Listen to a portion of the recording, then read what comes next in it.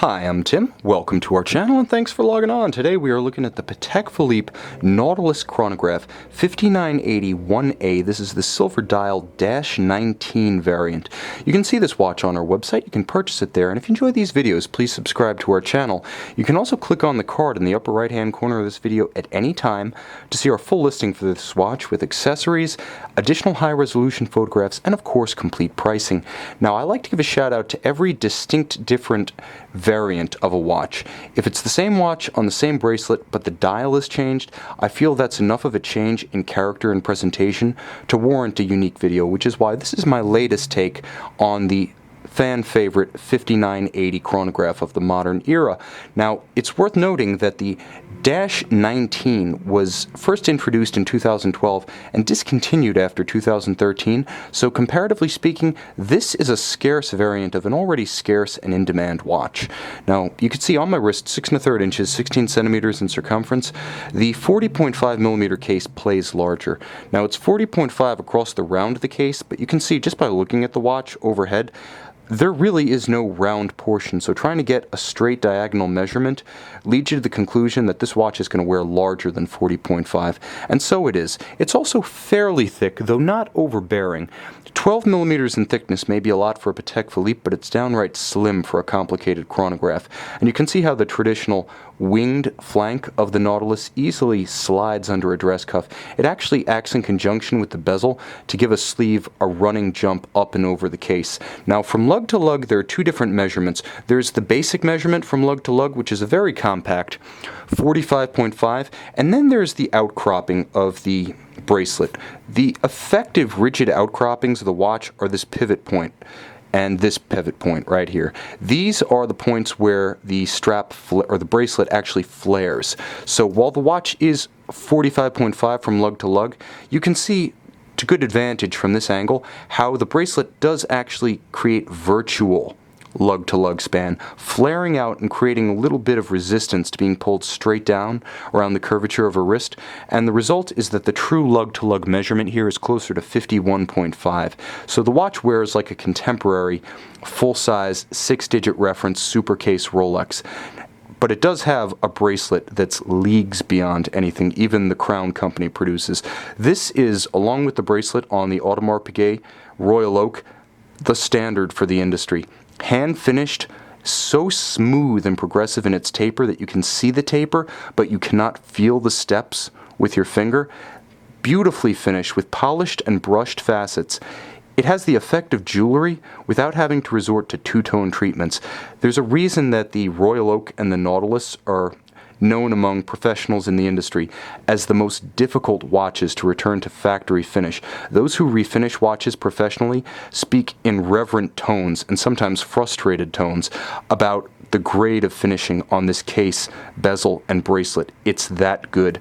And there's a tremendous amount of hand finish here. This is not the product of a machine. Now, the clasp is just as impressive.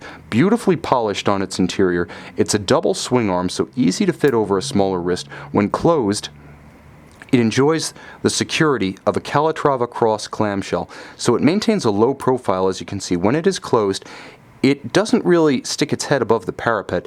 It maintains the smooth flow of the bracelet while reminding you what the partition point is and granting you the security of the clamshell. Now, the case is classic Nautilus. You can see the wings, you can see the semi-geometric bezel. It's actually more rounded than geometric, but you can see the rounded facets achieved by hand, a gorgeous testament to the caliber of metalwork done by Patek Philippe's artisans, and of course brushed on its top to contrast with the polish of its flanks. But the dial is what sets the -19 variant aside. Now, it does have the traditional horizontal striations, and they run up and down the dial, but what really makes this watch pop is the interplay between the silvered base and the blackened indices and hands. It's quite dramatic. The use of grayscales throughout this watch gives it a character that's unique among the Nautilus chronographs, and visually it might be the most cohesive in that all those tones really do meld together in a very consonant fashion.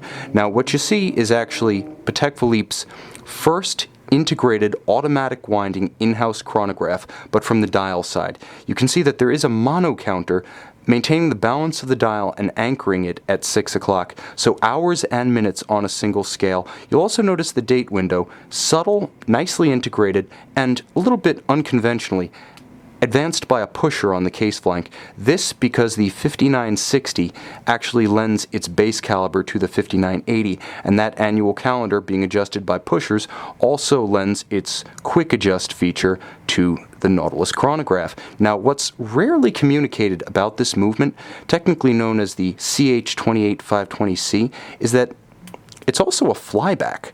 Now, it has a 45 to 55 hour power reserve, it is automatic winding, it is column wheel and vertical clutch, and because this reference was only built from 2012 to 2013, I'm going to pop the clasp here and give you a better view, but because it was only ever built in the era of the Patek Philippe seal, all of these watches feature caseback blazoned with the Patek Philippe seal.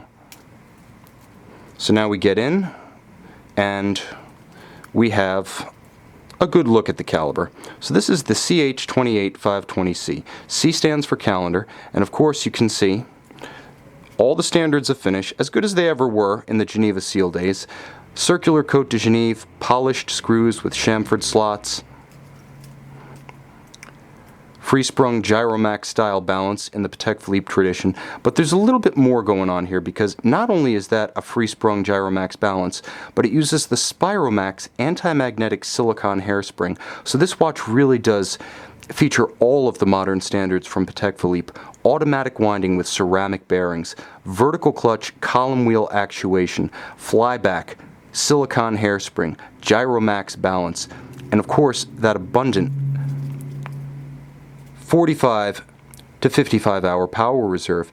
And the result is a watch that's deceptively simple on the front but fearsomely complex on the back. That movement, it's worth mentioning, features 35 jewels and 327 parts working in harmony.